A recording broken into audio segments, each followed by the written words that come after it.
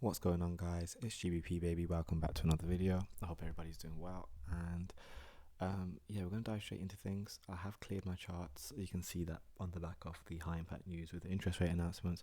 Price went completely against what I was stating in yesterday's video, with an anticipation to see dollar drive lower.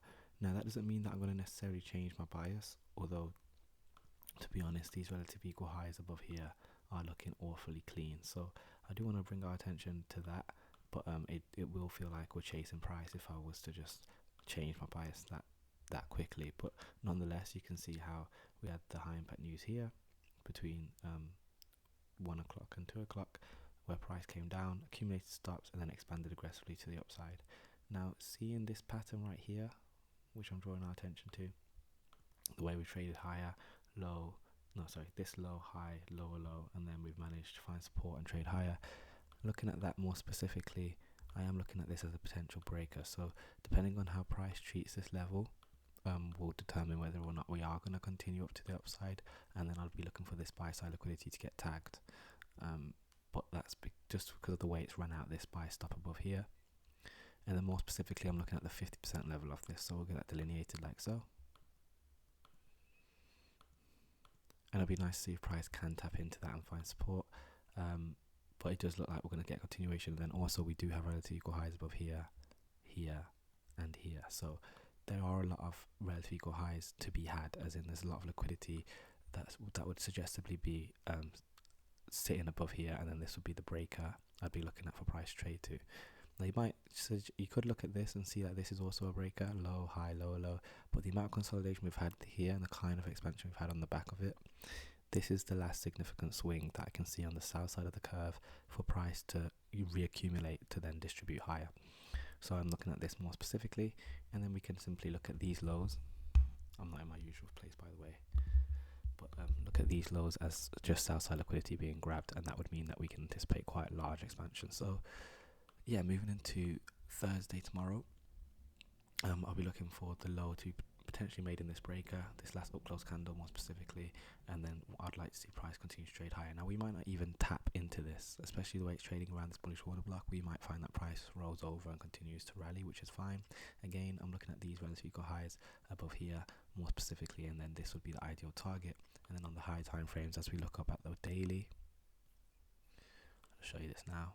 We have this whole, weekly even, we have this premium fair value gap up here between this low and this high. So there's potential that price may want to try and fill, or at least tap into that, which is what we need to keep our eyes set on.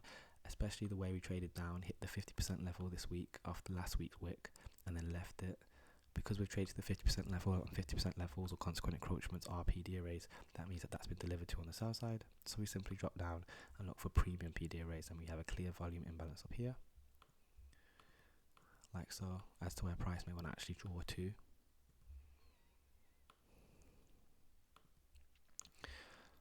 And then we want to see again if these highs get last week's high. Sorry, no, that's daily high.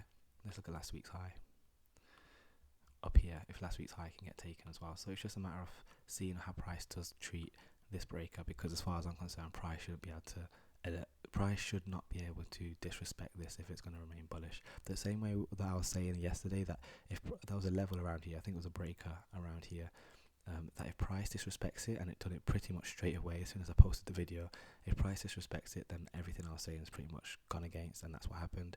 And we can see we traded within this range. I'm looking at this volume imbalance mainly, the way we traded through that today. I find it quite fascinating. And then price came back down, tapped into it one more time, and then left it.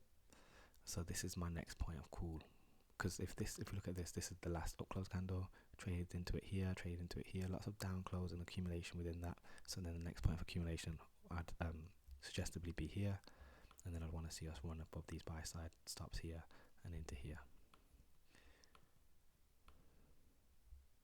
So yeah, that's pretty much going to be everything on dollar. Let's take a look at GBP USD. You can see my markings here, and what's fascinating is because I was saying I wanted to see pound continue to rally. You can see we just finished closing in this fair value gap above here. So price traded closing in that fair value gap,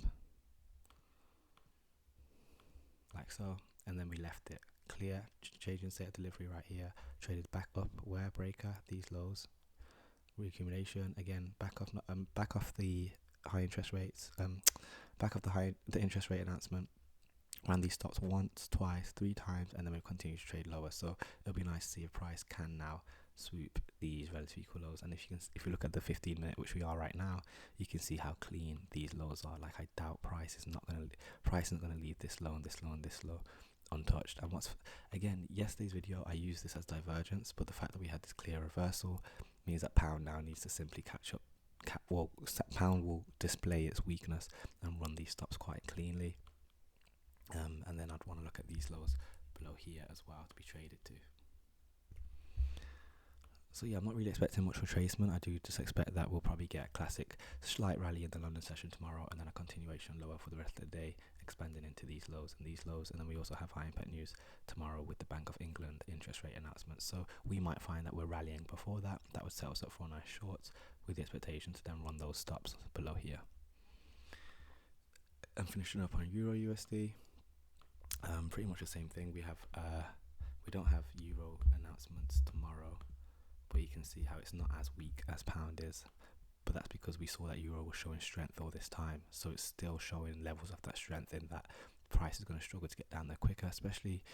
But now that we've got this reversal, that's why I'm anticipating that pound will display more movement tomorrow, especially with the back of its high impact news. So around 2 a.m. Actually, depending on when the news is. Oh, it's at 7 a.m. I didn't even realise. 7 a.m. New York.